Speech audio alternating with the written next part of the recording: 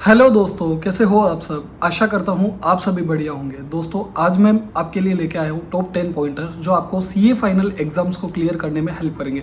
These are not study related tips, these are the tips which will help you to ace your CA final exam. So बिना कोई समय व्यतीत किए आपका मैं फटाफट टिप्स स्टार्ट करता हूँ। जो टॉप 10 पॉइंटर्स है जो मैंने फॉलो किए थे during my second attempt, since I am a second attempt chartered accountant. So first attempt के अंदर जो भी मैंने मिस्टेक्स करी थी वो सारी मैंने नोट डाउन करी है, and these are the major mistakes which I have done in first attempt and second attempt में मैंने ये चीज़ें फॉलो की थी।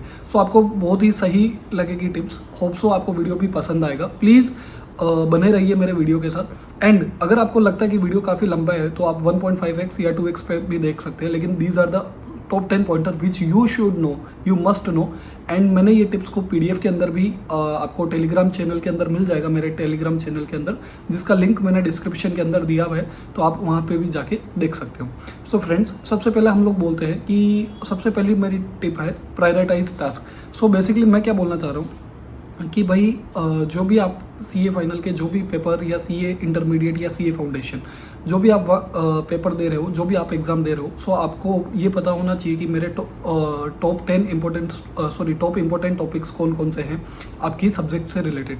मुझे उन पे ज़्यादा फोकस रखना है। सो मेरे को जब भी एग्ज़ाम प्रिपरेशन करनी है 1.5 डे के अंदर, सो मुझे हाई टू लो, बेसिकली जो हाई मार्क्स के टॉपिक है एंड जो लो मार्क्स के टॉपिक है, हाई मार्क्स के टॉपिक मुझे पहले ख़त्म करने हैं, फिर मीडियम के एंड देन लोअर मार्क्स के टॉपिक जो फ्रिक्वेंटली पूछे नहीं जाते, मुझे उनको ख़त्म करना है। दूसरा, मुझे रिवीजन करना है। सो रिवीजन का मटेरियल मेरा सेम होना चाहिए जो मैंने ऑलरेडी एग्जाम्स के अंदर किया हुआ है। कोई भी मुझे नया मटेरियल नहीं लेना है या कोई भी नए चार्ट या किसी नए ऑथर के चार्ट मुझे फॉलो नहीं करने। अगर कोई आप रिवीजन वीडियो ऑलरेडी देख रहे थे तो आप उनकी रिवीजन वीडियोस देख सकते हो, लेकिन आपको वही बुक जो आपने एग्जाम्स के अंदर जो आपने बेसिकली जो भी आपने 3 रिवीजन 4 रिवीजन किए उसके टाइम पे फॉलो किए, वही बुक आपको फॉलो करनी है। Third one is avoid cramming. Basically मैं क्या बोलना चाह रहा हूँ आपका कि लास्ट डे पे, लास्ट बिफोर एग्जाम्स या लास्ट मिनट ऑफ एग्जाम्स, जैसे आपका एग्जाम 2 बजे, तो आप ओवरवेलमिंग मत करो इन्फॉर्मेशन को, बेसिकली ओवरलोड मत करो अपने आप को कि यार ये क्वेश्चन भी आ सकता है, मैं फटाफट ये आरटीपी भी देख लेता हूँ, ये एमटीपी भी। 1 घंटे पहले आपको अपना छोड़ देना है। जो भी अब हो गया सो हो गया, सिंपल। मुझे 2 बजे एग्जाम है तो मुझे 12 साढ़े 12 के आसपास मुझे पढ़ाई छोड़ देनी कि बस इतना, जितना होगा, जितना आएगा वो देखा जाएगा। यही एटीट्यूड रखना है। ये चीज़ खास ध्यान में रखना कि आप लास्ट मिनट तक पढ़ते जाओ, वो आपको एग्जाम में प्रेशर क्रिएट करेगा, और जो आपने ऑलरेडी जो आपकी चीज़ों पे कमेंट थी वो भी चीज़ें आपको नहीं आएगी। ये चीज़ खास ध्यान में रखना। लास्ट फिर रहा है आपका एग्जाम डे का प्रिपरेशन की जो भी आपकी स्टेशनरी आइटम है वो खास ध्यान में रखना। आपका एक पैकेट होना चाहिए जिसमें आपके 4-5 पेन, जिससे आप ड्यूरिंग द प्रैक्टिस टाइम भी आप लिख रहे थे वही पेन आप यूज़ करोगे, नया पेन यूज़ नहीं करना है। और पेन हमेशा ये यूज़ रखना कि जो थोड़ा बहुत आपने चला रखे हो ऑलरेडी। एकदम फ्रेश पेन लेके जाओगे ना तो काफ़ी बार क्या होता है कि पेन में भी प्रॉब्लम होता है, तो वो स्पीड नहीं आती है। तो पेन एकदम स्मूथ होना चाहिए, जो हाफ पेन होता है। बेसिकली मैं क्या करता था मेरे एग्जाम टाइम में, जब मैंने सेकेंड अटैम्प्ट दिया था या मैंने फर्स्ट अटैम्प्ट दिया था, सो जो भी पेन मैंने प्रैक्टिस में आधे ही यूज़ करता था, आधे फिर मैं एग्जाम के लिए रखता था कि लाइक एक पेन की पूरी रिफिल है, सो आधा मैं यूज़ कर लेता था प्रैक्टिस टाइम के अंदर, और आधा जो स्मूथ चलते थे एकदम स्मूथ कि हाँ इससे मेरी स्पीड फास्ट आएगी, तो वो पेन मुझे यूज़ करना है।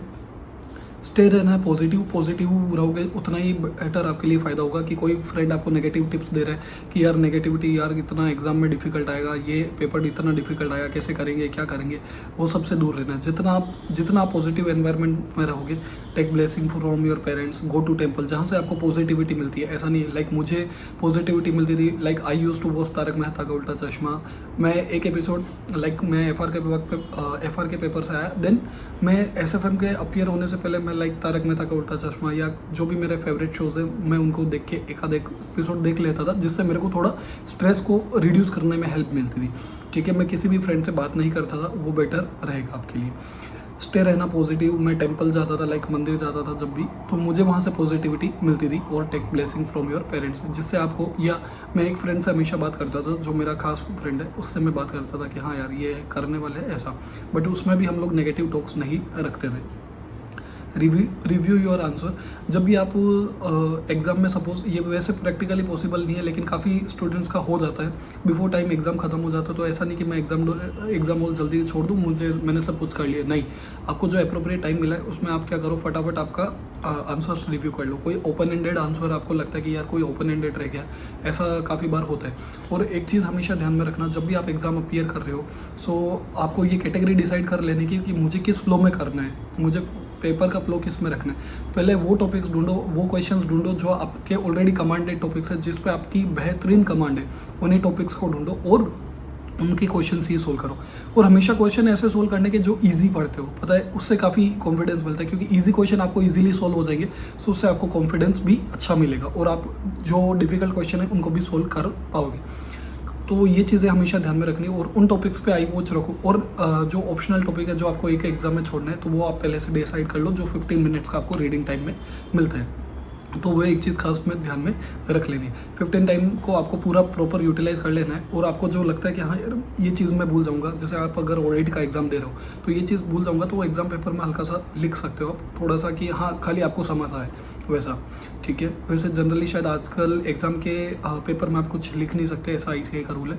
तो थोड़ा सा ध्यान से be aware of this rules and regulation, ठीक है। स्टे रहना है पॉजिटिव, रिव्यू करना है आपको आंसर एग्जाम का। और आपको जो 15 मिनट्स दिया जाता है, आपको पता होना चाहिए कि हाँ देखो पेपर या तो डिफिकल्ट आएगा या इजी आएगा या मीडियम आएगा। अब डिफिकल्ट कब हो जाता है पेपर की, जो मैंने टॉपिक्स पढ़े थे उनमें से कम वेटेज में आ गया और नया क्वेश्चन आ गए। सो डोंट टेक टेंशन की, यार डोंट टेक स्ट्रेस। पहले जो आपको आता है वो तो खत्म कर लो, एटलीस्ट वो खत्म किया, उसके बाद जंप करते कि हाँ ऐसा तो हो नहीं सकता कि आपको कुछ भी नहीं आएगा उन टॉपिक्स में। अभी सपोज पर्टिकुलर क्वेश्चन पूछा गया, तो पर्टिकुलर क्वेश्चन का कुछ पोर्शन तो आपको आता ही होगा, तो उतना तो सोल्व करो। सो स्टेप मार्किंग तो वैसे भी मिलती है, तो try to do that. Unnecessary stress create मत करो कि यार मुझे तो ये आता ही नहीं है, मार्क्स गिनने बैठ गए कि मुझे तो इतने मार्क्स का आता है, इतना 70% वो मेरे को देगा या 60% देगा। डोंट डू दैट, ठीक है। ओवर स्टडिंग मत करना कि लास्ट मिनट के टाइम पे, जैसे मैंने पहले बताया कि मैं पूरी रात जाके मैं अच्छे से कर लूँगा, सारा कोर्स ख़त्म कर लूँगा, ऐसा कुछ भी नहीं करना है। जो आपका नॉर्मल रूटीन टाइम है, जो आपका रूटीन सेट है, उसी में आपको स्टडी करना है। ओवरलोड नहीं करना है आपको इन्फॉर्मेशन का। जितना आपने पढ़ा है वो आपको अच्छे से ही आएगा, क्योंकि आप लोगों ने कंसिस्टेंटली पढ़ाई करी है, तो आपको कंसिस्टेंट रिजल्ट भी अच्छा मिलेगा, उसका टेंशन आप मत लो। बस आपको रिव्यू करनी है सारी की सारी इन्फॉर्मेशन, ठीक है। पैनिक मत हो जाना जैसे ही एग्ज़ाम का पेपर आया कि हाँ यार ये तो भयंकर डिफिकल्ट आ गया, मुझसे तो होगा ही नहीं, ऐसा नहीं करना है। एग्ज़ाम को लो, ऐसा तो हो ही नहीं सकता कि 100 मार्क्स के पेपर में आपको कुछ भी नहीं आता हो, ऐसा तो इम्पॉसिबल है, ठीक है। हाँ 10 to 15 मार्क्स 20 मार्क्स का पेपर ऐसा होता है, जनरली ऐसा होता है, सबको ऐसा ही होता है कि मुझे नहीं आता, ये जिस पे मेरी कम कमांड है। लेकिन जो 80 मार्क का पेपर है उसको तो आप खास फोकस रखो कि हाँ यार इस फ्लो में मैं करता हूँ। और हमेशा स्टार्ट करो इजी टॉपिक से, भले ही वो कम मार्क्स का हो, लेकिन इजी टॉपिक से स्टार्ट करोगे तो आपका कॉन्फिडेंस भी बूस्ट होगा। तो वो एक चीज़ खास ध्यान में रख लेनी है आपको, ठीक है। एक है ना लास्ट इंपॉर्टेंट टिप है, जो बहुत ही इंपॉर्टेंट टिप है, जो जिसमें मेरा सबसे ज़्यादा फर्स्ट जो मेरा सेकंड अटेम्प्ट ही लगा था वो उसी की वजह से लगा था। Discussing exam details with other. Exam paper ख़त्म हुआ, एग्जाम हॉल से बाहर निकले और डिस्कस करने लग गए कि यार ये पेपर ये ऐसा गया। फिर फ्रेंड्स को कॉल किया, तेरा पेपर कैसा गया। यूट्यूब पे बहुत सारे रिव्यूज़ देखे कि आज का पेपर का रिव्यू क्या था। टेलीग्राम चैनल को स्क्रॉल किया। वो सब मत करना, लिटरली मत करना।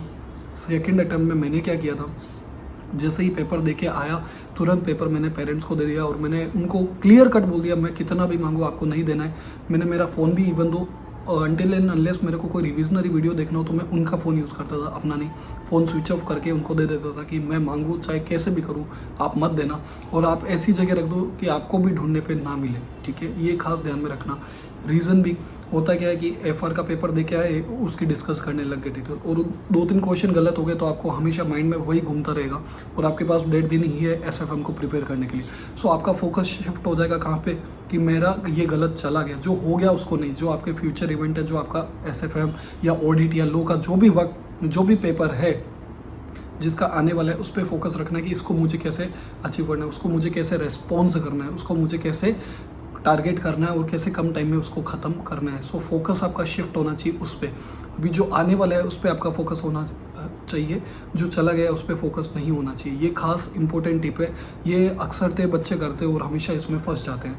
टेलीग्राम पे रिव्यूज़ देखने लग गए, टीचर्स ने पोस्ट किए रिव्यूज़ वो देखने लग गए, उसमें टाइम वेस्ट मत करना, एक्चुअली मत करना, कोई भी काम का नहीं है उस टाइम, कोई काम का नहीं। अब जब आपके 8 के 8 पेपर हो जाए तब आप जाके देखो यार कौन क्या फ़र्क पड़ेगा, तो आप तब भी देख सकते हो। लेकिन जो आपको टाइम मिला है 1.5 दिन, उसमें ये चीज़ें मत करना, लिटरली मत करना।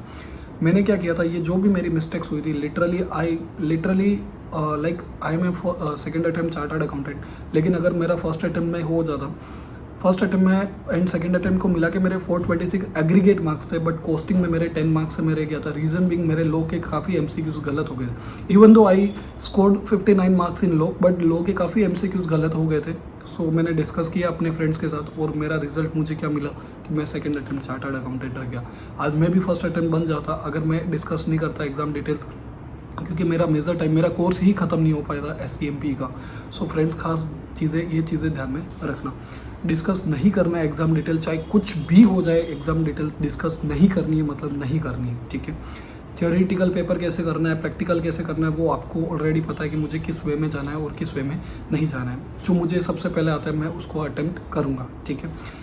एक चीज़ हमेशा ध्यान में रखना, कोई क्वेश्चन, कोई भी एग्जाम के किसी भी क्वेश्चन में आप अटक जाओ कि यार ये वाला क्वेश्चन मुझसे नहीं हो रहा है, तो ठीक है, अगर 2-3 मिनट दो, अगर नहीं हो रहा है तो उसको वहीं छोड़ो, 1-2 पेपर छोड़ो कि रीजनेबली इतने में ये आंसर आ जाएगा, स्विच टू नेक्स्ट क्वेश्चन। जितना स्विचिंग टाइम आपका फास्ट होगा ना, उतना इजीली आप क्या कर पाओगे, पेपर को अटेम्प्ट कर पाओगे, और उतना इजीली आप क्या कर पाओगे, पेपर को रेस्पॉन्ड अच्छे से कर पाओगे और टाइमली ख़त्म कर पाओगे। फिर जैसे ही आपका सारा पेपर हो जाए, जहाँ जहाँ आपने छोड़ा है, और जैसे ही आपने जैसे सपोज फर्स्ट क्वेश्चन कर लिया या सेकंड क्वेश्चन कर लिया, सेकंड क्वेश्चन किया, उस पर टिक कर दो, हाँ ये क्वेश्चन हो गया, लेकिन इसमें ये पोर्शन मेरा पेंडिंग है।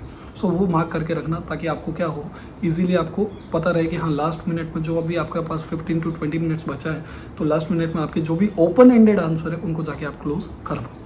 होप सो वीडियो फ्रेंड्स, इसमें मेजरली मैंने सारी टिप्स कवर कर ली है। ये डूज एंड डोंट चेकलिस्ट है जो आपको करनी है फॉलो, प्लीज़ करना। एंड मैंने ये जो टिप्स है वो मैंने नोट डाउन करके एक PDF भी रखा है। सो आप उसको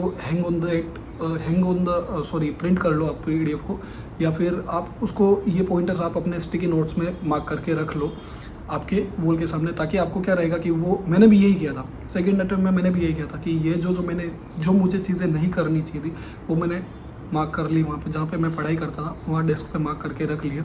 सो माइंड मेरा हमेशा उसी वे में घूमता था कि हाँ यार मुझे ये करना है, ये करना है और ये ख़त्म करना है। So don't do these things. मैंने भी काफ़ी मिस्टेक्स करी थी जिसका रिजल्ट मुझे मिला, even though all the things went well, but ठीक है, second attempt chartered accountant, but I am still a chartered accountant. So second attempt में मैंने ये चीज़ें खास इम्प्लीमेंट करी थी। ऐसा नहीं कि खाली आपने मेरा वीडियो सुन लिया और ठीक है हो गया, बट नहीं, मुझे इम्प्लीमेंट करना है, इम्प्लीमेंटेशन पे खास फोकस रखना है। Thank you so much. हाँ, एक जाते जाते आप एक जो प्रैक्टिकल सब्जेक्ट्स होती है उसके लिए खास एक टिप्स है कि आपको आंसर, जैसे क्या होता है कि काफ़ी भी बच्चे क्या करते हैं कि SFM का जैसे पेपर है तो वो सोल्व नहीं करते, वो क्या करते हैं, हाँ ये क्वेश्चन है, इसका ये आंसर देख लिया। ऐसा नहीं करना है, हमको खुद को आंसर कंप्यूट करना है। इवन तो कैलसी से छोटी मोटी फिगर्स लिखनी पड़े तो लिखो, लेकिन जितना आप कंप्यूट करोगे, जितना क्वालिटेटिव स्टडी करोगे, उतना ही आपको काम में आएगा। ऐसा नहीं कि हाँ यार ये क्वेश्चन देख लिया, ये आंसर देख लिया। काफ़ी बार क्या होता है कि एग्जाम में कोई डिफिकल्ट पॉइंट होता है, एक्चुअल में हमको याद ही नहीं आता, क्योंकि हम लोगों ने आंसर को देखा है, हमने रिवाइज नहीं करा है, या हम लोग रिकॉल कर ही नहीं पाएंगे, क्योंकि कोई पर्टिकुलर एडजस्टमेंट आपने खुद से सोल्व नहीं किया उन 1.5 दिनों के अंदर। सो 1.5 दिनों के अंदर जो मेरे हाई कैटेगरी टॉपिक्स है उनके कंसेप्ट और क्वेश्चन अच्छे से कर, फिर भी आपके पास टाइम बच जाता है तो C कैटेगरी के खाली स्टडी मटेरियल या जो भी RTPs MTPs के क्वेश्चन है वो आप करके जा सकते हो। और RTP जो आपकी अटेम्प्ट की है और आपके प्रीवियस 2 अटेम्प्ट की, वो ट्राई करो, अगर हो पाती है तो, पॉसिबल हो पाता है तो प्लीज़ पक्का से करके जाना, वो आपको बहुत हेल्प करेगी। लास्ट में जो आपका, जैसे मैं क्या करता था, सेकंड अटेम्प्ट जब मैंने दिया था, सो SCMP का पेपर था, सो मैंने क्या किया था कि मैंने टारगेट बना लिया था कि सुबह के 9 बजे तक मुझे सब खत्म करके फिर मुझे लास्ट 3 अटेम्प्ट की RTPs करनी है। और मेरे साथ भाई लग क्या हुआ था कि काफ़ी 10 से 15 नंबर का क्वेश्चंस मेरे वहाँ से ही आ गए थे। वो एक्चुअली हेल्प आउट करते हैं। और जिन सब्जेक्ट में भी MCQs है तो MCQs तो आप फटाफट, ऐसा नहीं कि खुद सोल्व करने बैठो, फटाफट देख लो कि हाँ यार ये आंसर होना चाहिए और ये है या नहीं है। अब रिवाइज करते टाइम आपको लगता है कि यार मैं ये क्वेश्चन सोल्व नहीं कर पा रहा हूँ, तो टाइम वेस्ट नहीं करना है। आपको क्या करना है, जंप करो आंसर पे, फटाफट देखो कहाँ मैं मिस्टेक कर रहा हूँ, सो आपको ईजी वे में हो जाएगा। डेढ़ दिनों में पॉजिटिविटी रखनी है, ज़बरदस्त कॉन्फिडेंस रखना है, जो आपको हेल्प करेगा, परफॉर्मेंस आपकी बढ़ा देगा, ये मेरी गारंटी है। Thank you so much. आपको वीडियो पसंद आया होगा, please like share and subscribe my video as well as my channel and share to your friends, जिनको लगता है ये अगर आपको लगता है कि ये इंपॉर्टेंट टिप्स है जो आपके फ्रेंड्स को भी पता होनी चाहिए, तो please share to your friends. Thank you so much. All the best for your CA final exams.